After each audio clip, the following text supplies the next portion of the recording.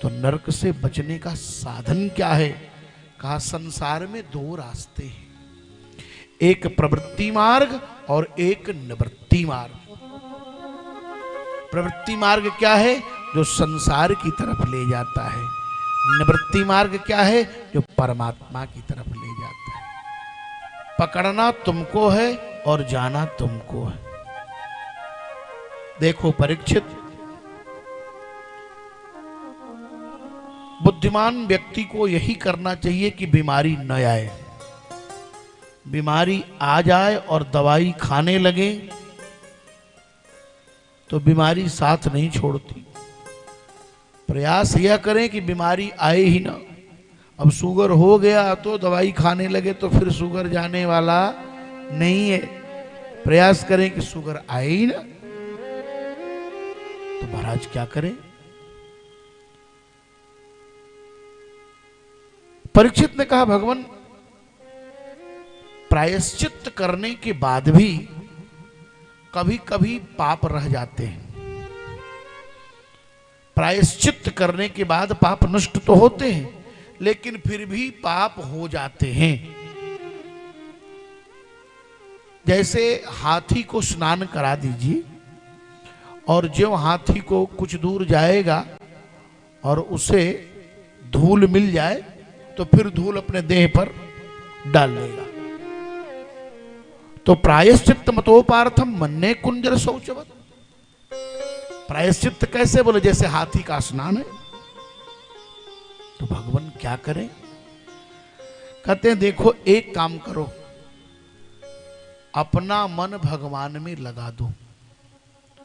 सकृन मनः कृष्ण बदार बिंदयो। ये मन जल्दी भगवान में लगता उगता नहीं है। कुछ लोग आंख बंद कर मेडिटेशन करते हैं। एक जगह मैं गया भागवत कथा करने गाजीपुर में। गाजीपुर नाम सुने होंगे आप। तो नित्य गंगा स्नान करता था। तो सुबह स्नान करने चला जाता था लगभग 5:30 बजे। उस समय अंधेरा ही रहता था।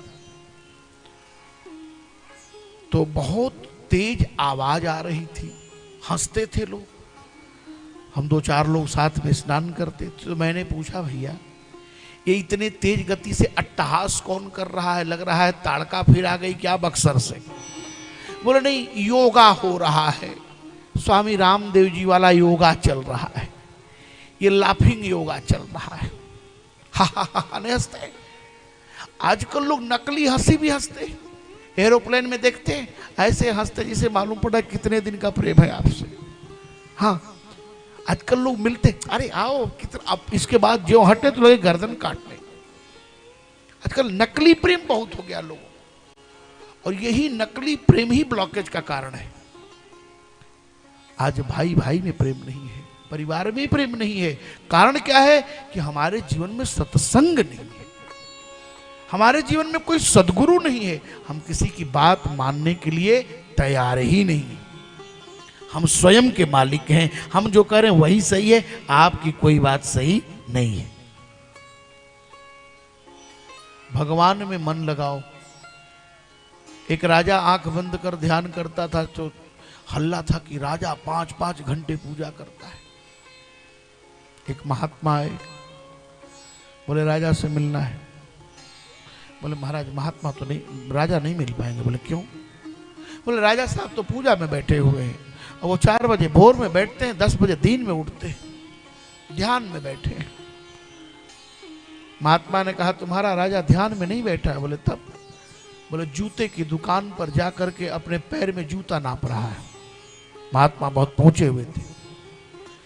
जब महात्मा गए तो सेवकों ने कहा महाराज एक महात्मा आए थे और उनसे हम लोगों ने कहा आपसे मिलना चाह रहे थे। तो उन्होंने कहा कि वो तो जूते की दुकान। बोले अरे बुलाओ उस महात्मा को, जल्दी बुलाओ। कहाँ गए?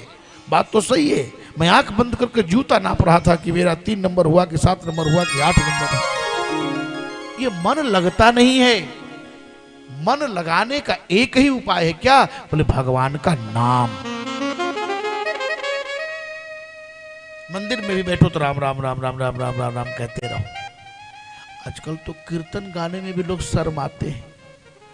कीर्तन गाने में शर्माते हैं कि बगल वाले कोई बोलेगा कि भैया ये कीर्तन गा रहा है, देखो ये बूढ़ा हो गया।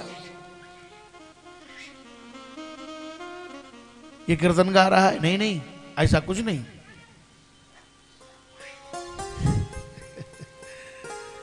तो भगवान का नाम,